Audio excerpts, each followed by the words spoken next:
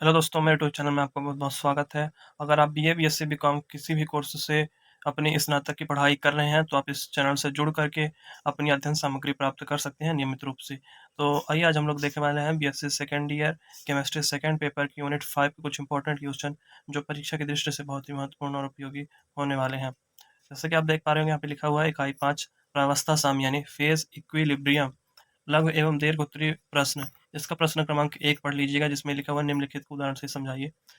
पहला प्रावस्था, दूसरा घटक, तीसरा है स्वतंत्रता की कोटि।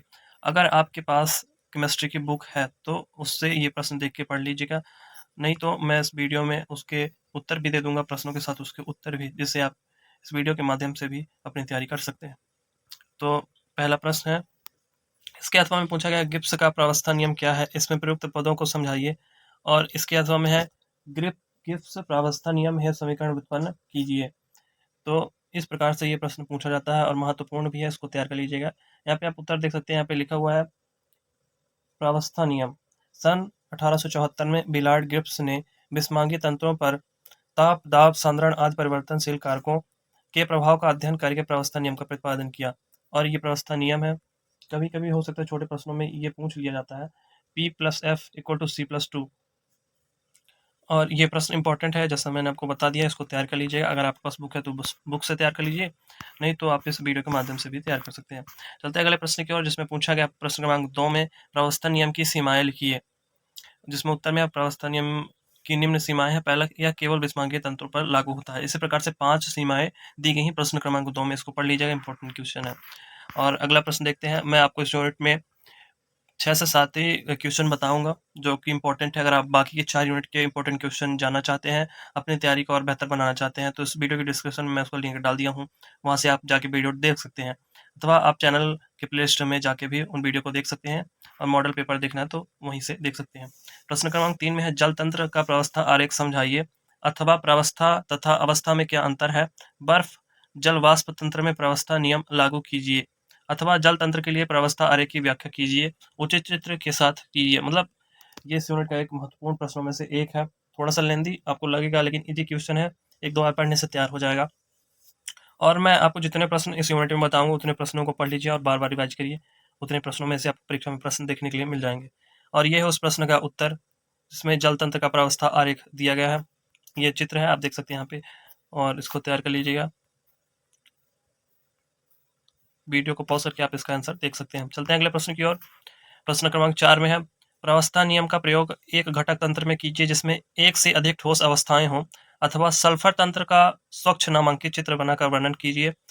और अथवा में है सल्फर तंत्र में कौन से मित स्थायी साम्य हैं, वे कौन कौन से हैं, इनमें उपस्थित प्रावस्थाओं को समझाइए। अथवा में है दो ठोस अवस्था वाले एक घटक तंत्र का प्रावस्था आरेख की सहायता से वर्णन कीजिए। मतलब कई तरीकों से ये वाला प्रश्न पूछा जाता है। अगर इस तरीकों में से किसी भी तरीके से प्रश्न पूछता है तो आपको वही आंसर लिखना है। इसको तैयार कर लीजिएगा, इंपॉर्टेंट क्वेश्चन है, जिसमें जल एवं सल्फर तंत्र के गलनांकों वक्रों की तुलना करते हुए समझाइए।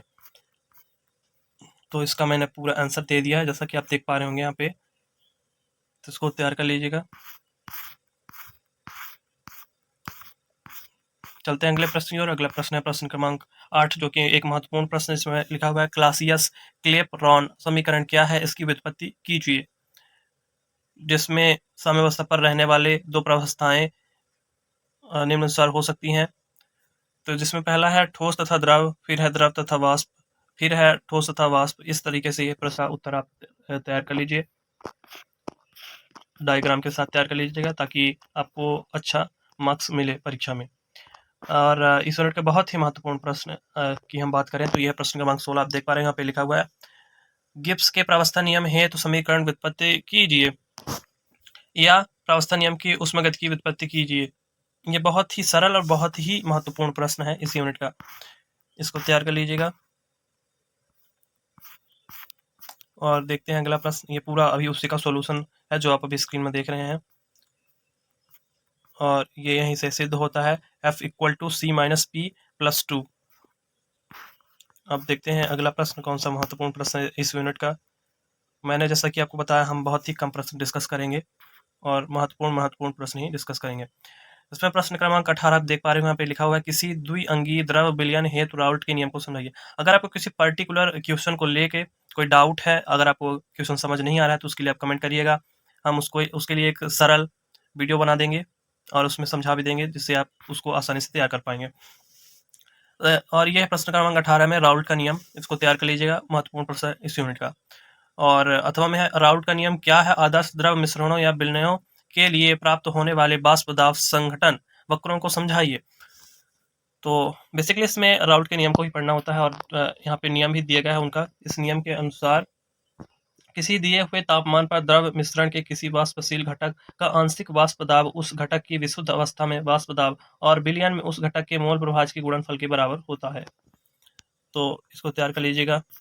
ये प्रश्न तो बहुत ही महत्वपूर्ण है, डायरेक्ट पूछ लिया जाता है परीक्षा में कई बार।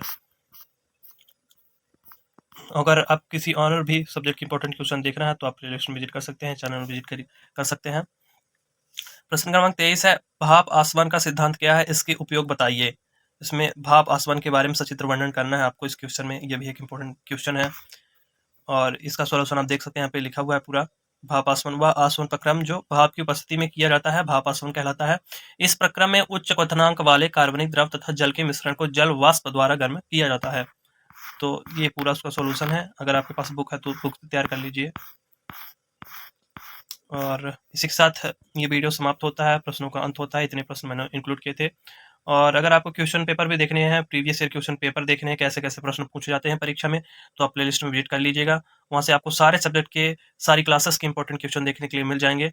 और अगर कोई डाउट हो तो आप कमेंट बॉक्स में कमेंट कर सकते हैं। और thank you for watching the video. जय हिंद।